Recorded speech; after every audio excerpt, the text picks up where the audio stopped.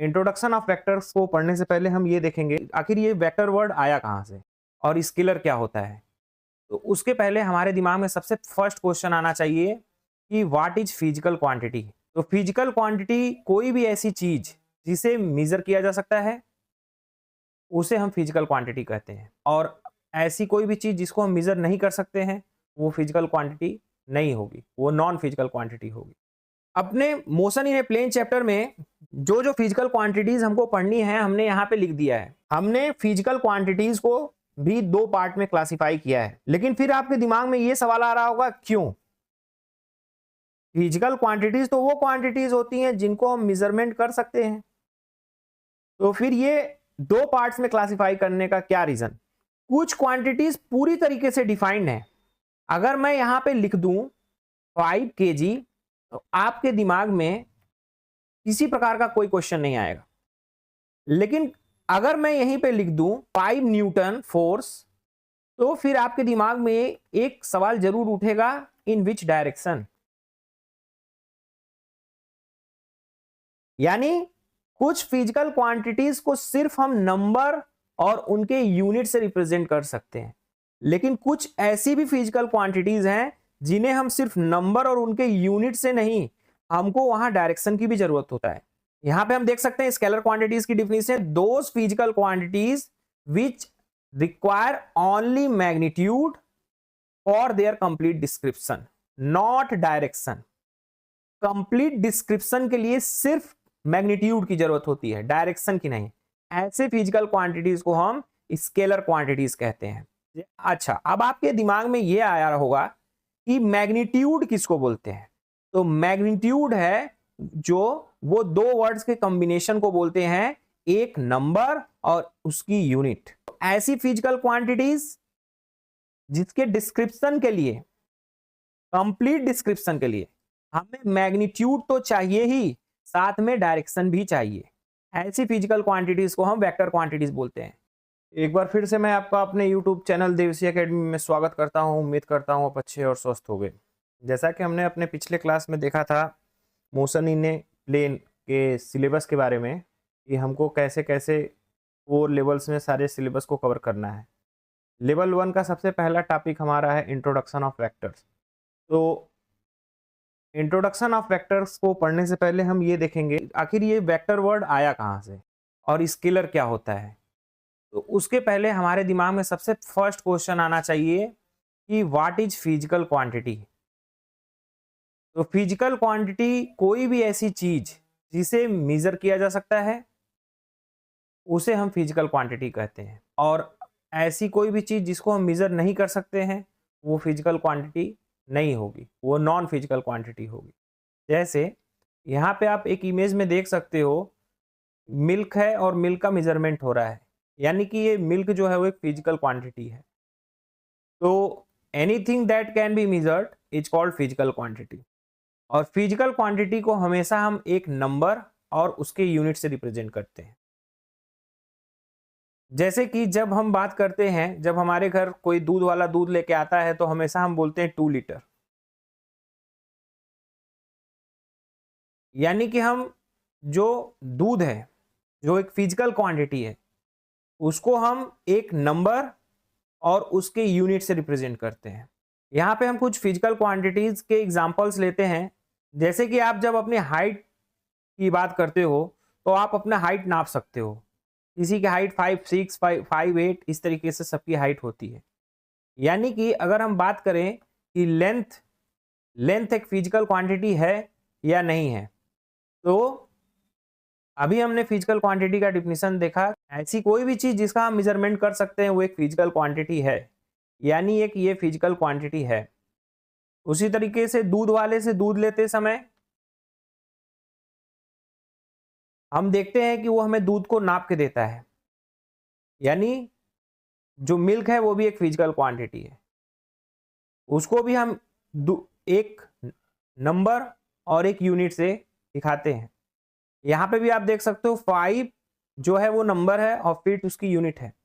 इसी तरीके से जब आप स्कूल से घर की तरफ जाते हो तो आपको टाइम लगता है, कुछ टाइम लगता है, जो भी लगता हो। जैसे मान लीजिए इस बच्चे को 15 मिनट्स का टाइम लगता है, यानी कि जो हमारा टाइम है, टाइम भी एक फिजिकल क्वांटिटी है, क्योंकि हम टाइम को नंबर और उसके यूनिट के हेल्प से लिख सकते हैं।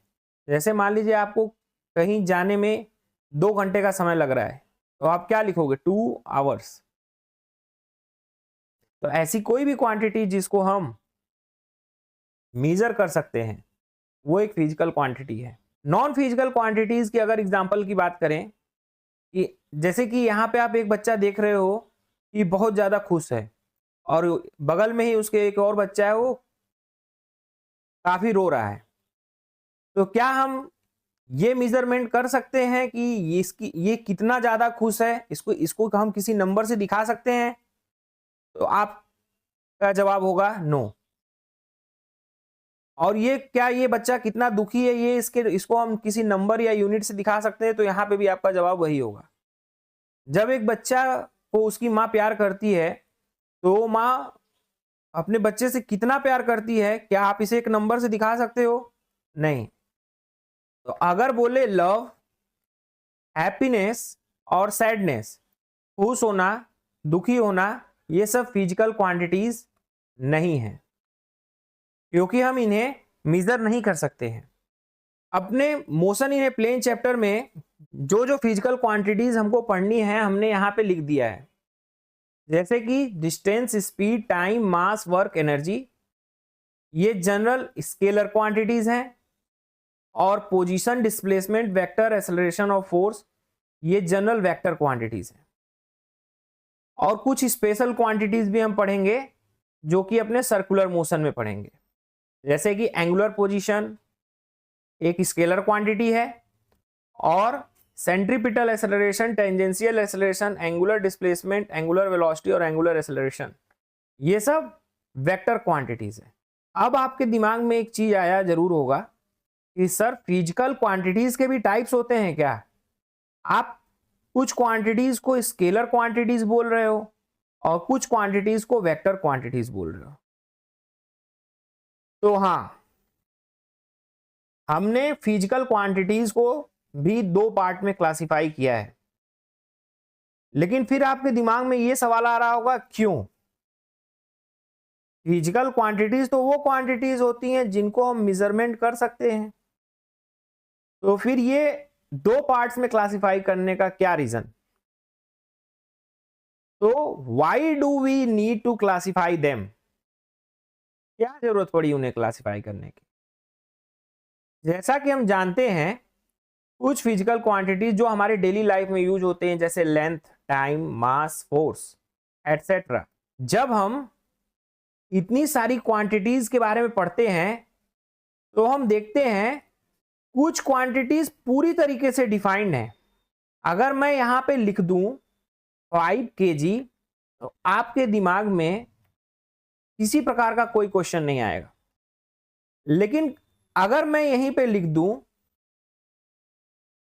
5 न्यूटन फोर्स, तो फिर आपके दिमाग में एक सवाल जरूर उठेगा, इन विच डायरेक्शन? यानी कुछ फिजिकल क्वांटिटीज को सिर्फ हम नंबर और उनके यूनिट से रिप्रेजेंट कर सकते हैं, लेकिन कुछ ऐसी भी फिजिकल क्वांटिटीज हैं जिन्हें हम सिर्फ नंबर और उनके यूनिट से नहीं, हमको वहां डायरेक्शन की भी जरूरत होता है। जैसा कि आप इस स्लाइड में देख सकते हो, एक दुकानदार है। जब आप दुकानदार के पास जाते हो और उससे कहते हो कि आप हमको 5 kg शुगर दीजिए, यानी 5 kg चीनी दीजिए, तो क्या ये इंफॉर्मेशन दुकानदार के लिए सफिशिएंट है? तो आपका जवाब होगा हाँ। अगर मैं दुकानदार से ये कहता हूं या कहती हूं कि 5 kg शुगर मुझे दीजिए, तो फिर इसके बाद वो हमसे किसी प्रकार का कोई क्वेश्चन नहीं करेगा, वो तुरंत तौलेगा और हमें दे देगा। लेकिन वहीं अगर आप कहीं घूमने गए हो और अचानक से आप खो गए, मान लीजिए इस चौराहे पे आप कहीं खो गए और आपको ये नहीं पता है कि आपको किधर जाना है, डायरेक्शन का कोई पता नहीं है, और आप अपने पापा मम्मी से बिछड़ गए हो, तो उस केस में आप किसी से मिलते हो कि भैया स्टेशन का रास्ता किधर है, तो वो आपको क्या बताएगा कि 5 मीटर आप लेफ्ट चले जाइए, राइट चले जाइए, या फिर ये बोलेगा ईस्ट चले जाइए, वेस्ट चले जाइए, नॉर्थ चले जाइए या साउथ चले जाइए। इसका मतलब कुछ फिजिकल क्वांटिटीज ऐसी हैं कि सिर्फ नंबर और उनकी यूनिट सफिशिएंट नहीं है, उसके लिए हमें कोई ना कोई डायरेक्शन भी बताना पड़ेगा। मान लीजिए ये रेलवे स्टेशन जो है वो वेस्ट की तरफ है, तो अगर आप यहां पे खड़े होके किसी से पूछते हो कि हमें रेलवे स्टेशन का रास्ता बताइए, तो आपको वो ये बोलेगा कि आप 5 मीटर वेस्ट की तरफ जाएंगे तो आप रेलवे स्टेशन पे पहुंच जाएंगे। तो इसीलिए फिजिकल क्वांटिटीज को 2 पार्ट्स में क्लासिफाई किया गया, क्योंकि कुछ फिजिकल क्वांटिटीज का इंफॉर्मेशन अधूरा रह जाता है अगर हम उनके डायरेक्शन के बारे में ना बताएं, और ऐसे फिजिकल क्वांटिटीज जिनको हम बताने के लिए डायरेक्शन का भी यूज करते हैं, ऐसी फिजिकल क्वांटिटीज को ही हम वेक्टर फिजिकल क्वांटिटीज कहते हैं। और ऐसी क्वांटिटीज जिसको बताने के लिए हमें सिर्फ एक नंबर और उसके यूनिट की नेसेसिटी होती है, ऐसे फिजिकल क्वांटिटीज को हम स्केलर फिजिकल क्वांटिटीज बोलते हैं। तो फिलहाल class 11th motion in a plane या 2D मोशन में हमें स्केलर फिजिकल क्वांटिटीज नहीं, वेक्टर फिजिकल क्वांटिटीज के बारे में डील करना है। यानी कि जो फिजिकल क्वांटिटीज है वो 2 पार्ट्स में क्लासिफाई है, स्केलर और वेक्टर। स्केलर में सिर्फ हमें एक नंबर और उसके यूनिट की जरूरत पड़ती है, लेकिन हमें वेक्टर क्वांटिटीज को रिप्रेजेंट करने के लिए एक नंबर, एक यूनिट और एक डायरेक्शन की जरूरत होती है। यहां पे हम देख सकते हैं स्केलर क्वांटिटीज की डिफिनीशन, दोज क्वांटिटीज या ये कहें those physical quantities which require only magnitude for their complete description not direction. Complete description के लिए सिर्फ मैग्नीट्यूड की जरूरत होती है, डायरेक्शन की नहीं। ऐसे फिजिकल क्वांटिटीज को हम स्केलर क्वांटिटीज कहते हैं। अच्छा, अब आपके दिमाग में ये आया होगा कि मैग्नीट्यूड किसको बोलते हैं। तो मैग्नीट्यूड है जो वो 2 वर्ड्स के कॉम्बिनेशन को बोलते हैं, एक नंबर और उसकी यूनिट को कंबाइंडली हम मैग्नीट्यूड का नाम देते हैं। ठीक है, तो अब जब भी हम मैग्नीट्यूड बोलेंगे तो आप बट ऑब्वियस है दिमाग में आपके ये आ जाना चाहिए, यानी हम एक नंबर, किसी नंबर की बात कर रहे हैं और उसके यूनिट की बात कर रहे हैं। ठीक है, जैसे यहां 5 kg लिखा है तो 5 kg ये मैग्नीट्यूड है, जिसमें जो नंबर है वो 5 है और जो उसका यूनिट है वो kg है। और अगर हम बात करें वेक्टर क्वांटिटीज की, तो ऐसी फिजिकल क्वांटिटीज जिसके डिस्क्रिप्शन के लिए, कंप्लीट डिस्क्रिप्शन के लिए हमें मैग्नीट्यूड तो चाहिए ही, साथ में डायरेक्शन भी चाहिए, ऐसी फिजिकल क्वांटिटीज को हम वेक्टर क्वांटिटीज बोलते हैं। Those physical quantities which require magnitude as well as direction for their complete description are called vector quantities। जैसे अगर हम कुछ एग्जांपल लें, जैसे डिस्प्लेसमेंट, तो डिस्प्लेसमेंट एक वेक्टर क्वांटिटीज है। सिर्फ अगर हम 20 मीटर लिख दें तो ये एक इनकम्प्लीट इंफॉर्मेशन है।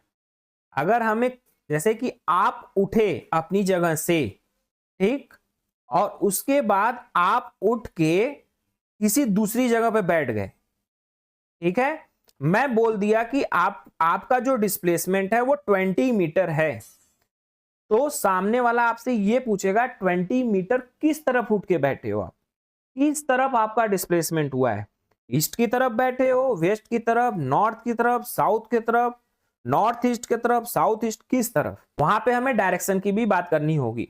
अगर हम वेलोसिटी की बात करते हैं, तो अगर हम सिर्फ 40 किलोमीटर पर आवर बोलते हैं तो ये किसी भी ऑब्जेक्ट की स्पीड हो गई।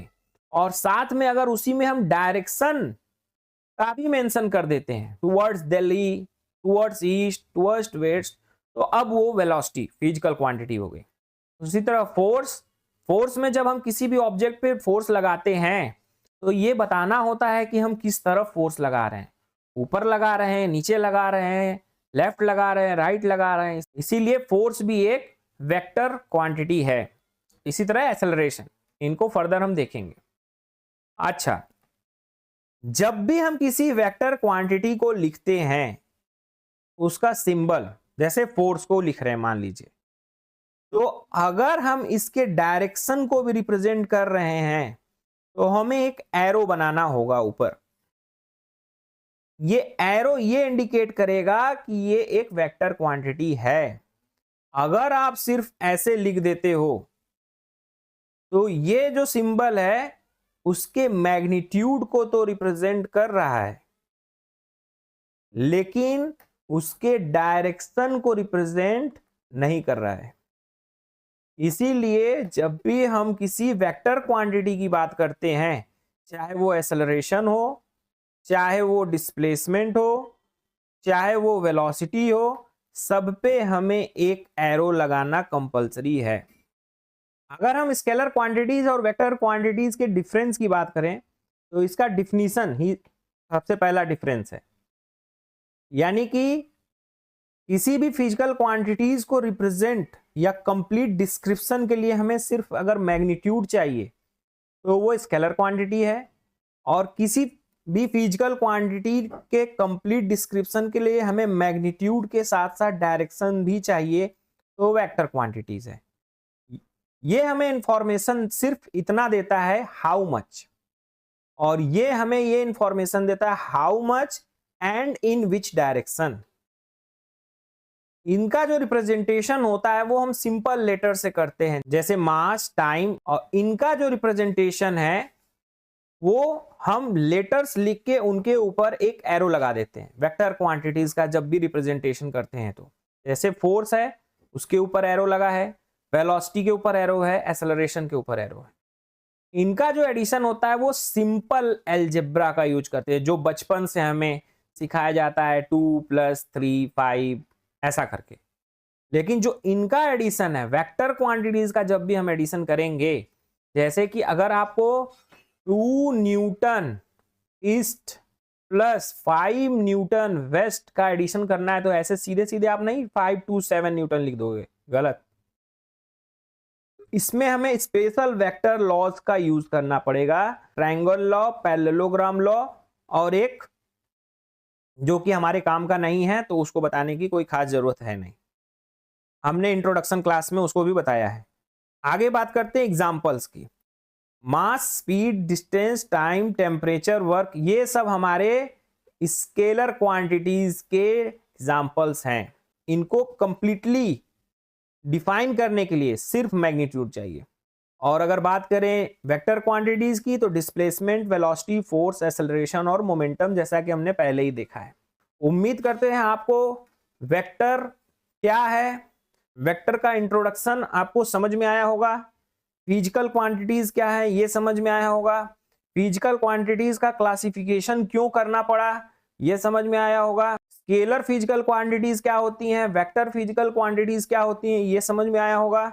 वेक्टर क्वांटिटीज के ऊपर जब भी हम उनके रिप्रेजेंटेशन करते हैं तो उनके सिंबल के ऊपर एरो क्यों लगाते हैं ये समझ में आया होगा। स्केलर क्वांटिटीज का एडिशन कैसे करते हैं, वेक्टर क्वांटिटीज का एडिशन कैसे करते हैं ये समझ में आया होगा। तो इसके बाद जो नेक्स्ट क्लास है उसमें हम रिप्रेजेंटेशन ऑफ वेक्टर के बारे में पढ़ेंगे कि आखिर वेक्टर का रिप्रेजेंटेशन कैसे करते हैं। अगर आपको आज की क्लास में मजा आया हो और कंसेप्ट क्रिस्टल क्लियर हो गया हो तो इस वीडियो को एक लाइक जरूर देना, अपने उस दोस्तों के साथ शेयर करना जिन्हें इस चैप्टर से डर लगता है, और Devsi academy by Rahul Srivastava channel को सब्सक्राइब करके नोटिफिकेशन बेल दबा देना, क्योंकि हमारा अगला मिशन होगा इस चैप्टर के हर एक टॉपिक का क्रिस्टल क्लियर करना। मिलते हैं अगले वीडियो में एक नए मिशन के साथ, तब तक के लिए कीप लर्निंग, कीप एक्सप्लोरिंग। जय हिंद, जय भारत।